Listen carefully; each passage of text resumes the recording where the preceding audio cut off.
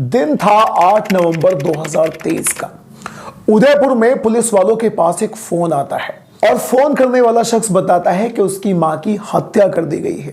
Police वाले तुरंत उस मौके पर पहुंच जाते हैं और सबसे पहला जो काम करते हैं वो था उस डेड बॉडी को पोस्टमार्टम के लिए भेज देना।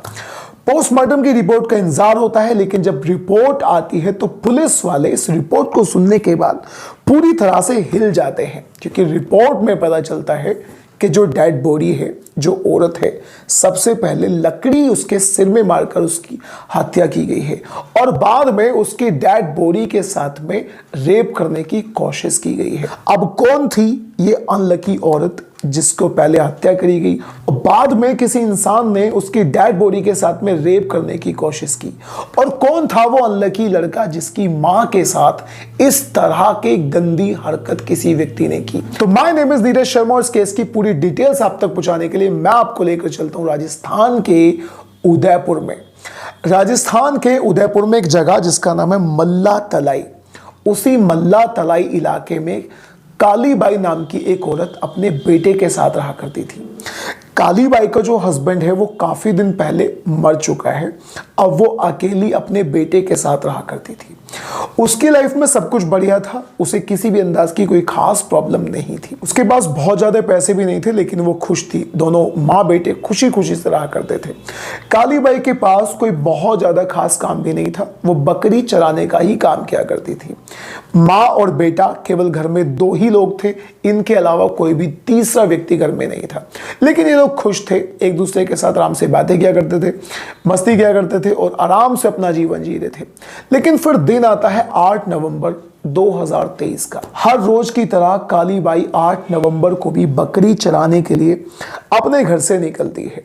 शाम के 5 बज जाते हैं। बेटे को कोई खास चिंता नहीं होती, क्योंकि 5 तो कभी कभी उसकी मां को आने में बच जाया करते थे।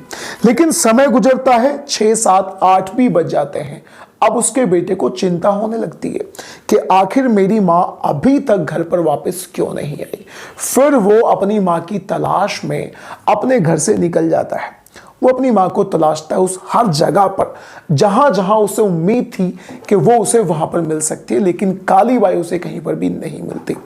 वो ढूंढ ही रहा था कि अचानक उसके पास उसके दोस्त का एक फोन आता है और फोन करने वाला व्यक्ति उसे बताता है कि उसने उसकी मां को एक जगह पर देखा है, लेकिन जिस कंडीशन में देखा है उस कंडीशन को सुनने के बाद उस लड़के के पैरों तले से जमीन निकल जाती है। फोन करने वाला व्यक्ति बताता है कि फिलाडेल्फिया चर्च के पीछे पेंटिक हॉस्टल की मंगरी के पास उसने उसकी मां की डेड बॉडी को देखा है।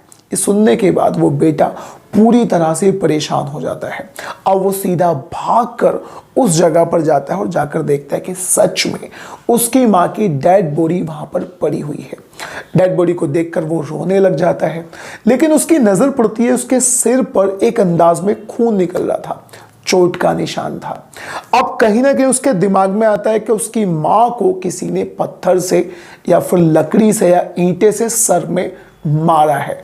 वो थाने में जाकर रिपोर्ट दर्ज कराता है। पुलिस वाले इस केस को बहुत ज्यादा सीरियसली लेते हैं और वो तुरंत उस बॉडी को पोस्टमार्टम के लिए भेज देते हैं।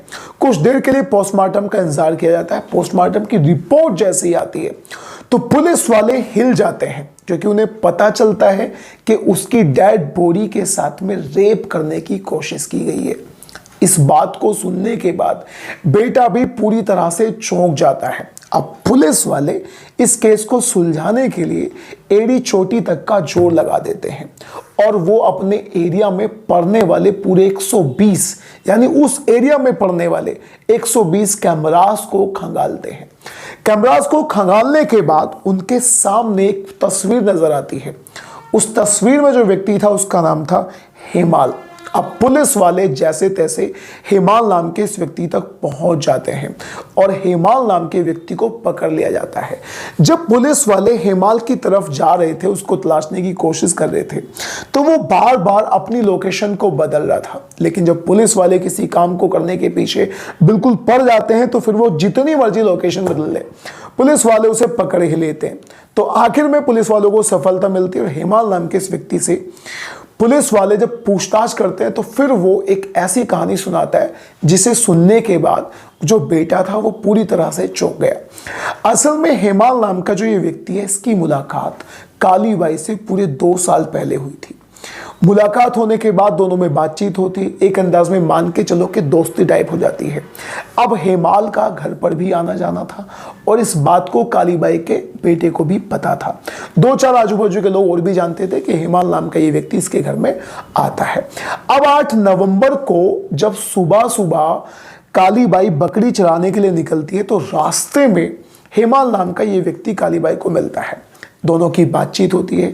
अब हेमाल न जाने किस बात के लिए उससे जिद करता है। वो काली बाई से बोलता है कि तुम्हें मेरे एक रिश्तेदार के घर चलना है और काली बाई सीधा सीधा मना कर देती है। अब हेमाल को इस मना करने के बाद इतना ज्यादा गुस्सा आता है काली बाई के ऊपर कि वो काली बाई के साथ झगड़ना शुरू कर देता है।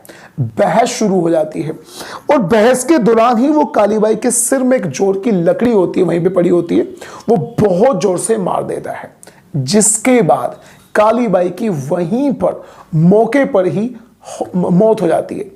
यानी मेहाल ने उसकी मौके पर ही लकड़ी सिर में मारकर हत्या कर दी। उसकी हत्या के बाद वो यहां पर नहीं रुका। न जाने उसके सिर पे कौन सा जुनून सवार था और न जाने क्यों वो काली बाई को अपने रिश्तेदार के घर ले आने की कोशिश कर रहा था, क्योंकि वो बाद में उसकी हत्या करने के बाद उसके शरीर पर टूट पड़ता है। वो उसके साथ रेप करने की कोशिश करता है। वो उसके कपड़ों को एक एक करके खोलना शुरू कर देता है और फिर वो ऐसी दरिंदगी करने की कोशिश करता है कि पता चलता है कि उसकी लाश के साथ में रेप करने की कोशिश की गई है। और वो इस काम को करने के बाद, उसकी लाश के साथ में रेप की कोशिश करने के बाद वहां से सीधा भाग जाता है और वहीं से अपनी लोकेशंस को बदलना शुरू कर देता है और फिर पुलिस से बचने के लिए बार बार अपनी लोकेशन को बदल ही रहा था। अब दोस्तों यहां पर एक औरत की मौत हो चुकी है। उसकी डेड बॉडी के साथ एक बंदे ने, एक व्यक्ति ने रेप करने की कोशिश करी है। एक लड़के ने अपनी मां को खो दिया है। लेकिन इस केस में आगे चल के क्या हो सकता है? हो सकता है कि मेहाल नाम के इस व्यक्ति को सजा हो जाए, 10 साल की, 20 साल की, हो सकता है कि उम्र कैद भी हो जाए। लेकिन असली रीजन ये नहीं है, असली सल्यूशन ये नहीं है। इस तरह की घटनाओं पर पूरे अंदाज में लगाम कैसे लगेगा? आप मुझे कमेंट बॉक्स में बताइएगा कि आपके दिमाग में इस तरह की घटनाओं के बारे में क्या आता है, क्या कहना चाहता हैं आप इस तरह की घटनाओं के बारे में? अपनी राय कमेंट बॉक्स में जरूर दीजिएगा। अब मिलेंगे किसी दूसरे केस के साथ, तब तक के लिए bye bye and take care. और अगर आपको इस तरह की क्राइम डॉक्यूमेंट्रीज या क्राइम कहानियों को सुनने में इंटरेस्ट है तो do subscribe to this channel.